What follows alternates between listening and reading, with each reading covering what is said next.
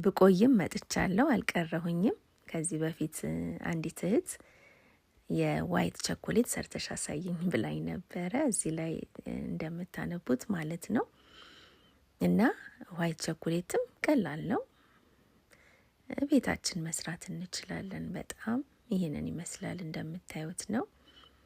ይሄኛውን ግን ዱቄት ወተት አድርጌበታለሁኝ።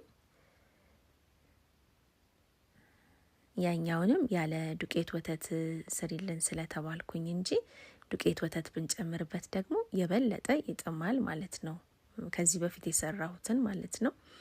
ይሄም የሚያስፈልገን ወተት፣ ስኳር፣ ዘይት፣ ቫኒላ፣ ወተት፣ ዱቄት ወተት በዚህ በምታዩት ማንኪያ 3 ነው ያደረኩት፣ ብዙም አላደረኩኝም። ስኳር 1 የቡና ሲኒ በራሱ፣ ወተት 1 አደረኩኝ፣ ዘይት በራሱ 1 አደረኩኝ። በራሱ እቃ በየትኛውም በምንጠቀማቸው እቃዎች አንዳንድ ሙሉ ማድረግ እንችላለን። ግን ይሄ ዋይት ቸኮሌት ስለሚጣፍጥ ስኳሩን ቀነስ ማድረግ እንችላለን።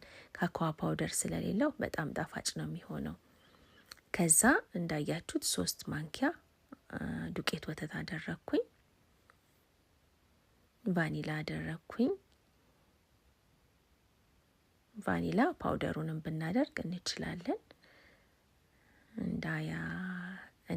ከለሩን እንዳይለውጥብን ይሄኛው ቫኒላ ማለት ነው። ከዛ እንፈጨዋለን። ከዚህ በፊትም እንዳልኩት ከዚህኛው ፖስት በፊት ያለው ላይ እንደተናገርኩት በጁስ ማሽን ይሆናል። ግን በጁስ ማሽን ስንጠቀም ሁሉንም አንድ ላይ አድርገን አይደለም የምንፈጨው። ልክ እንደ ማዮኒዝ ዘይቱን ቀስ ቀስ እያደረገን ነው የምንጨምረው እና በደንብ ነው የሚወፍረው ይሆናል።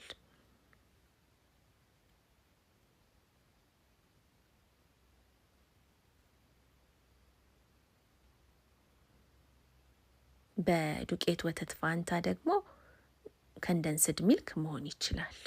ከዚህ በፊትም ብያለው መሆን ይችላል። በዱቄት ወተት ፋንታ እሱን ማድረግ እንችላለን። ያው ይሄንን ነው የሚመስለው። ይሄኛው በስማም በጣም ነው የሚጣፍጠው፣ በጣም ልዩ ነው። በስማም በሲኒ ላሱኝ ነው የሚለው። እኔ እንጃ፣ እኔ ጣፋጭ እወዳለሁ። ቸኮሌት ነገር በጣም ነው የምወደው።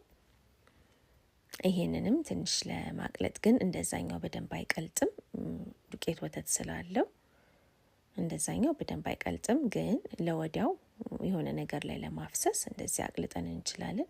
የገበታ ቅቤ ስመታ አዛኛው ላይ ስለረሳሁኝ ሳቀልጥ ጨምር ያለው እዚህም ጣዕሙን ያጣፍጠዋል የገበታ ቅቤ። ለዛ ነው በቃ እንዳያችሁት ነው። 1 የሾርባ ማንኪያ የሚሆን ማለት ነው የቀለጠ። እዛኛውም ውስጥ እንደዚህ ነው ያደረኩት። ሞክሩት ለልጆቻችሁ ቤታችሁ ከምትገዙ። ይሄንን ይመስላል። እንደምትወዱት እርግጠኛ ነኝ። መልካም ቀን ይሆንላችሁ።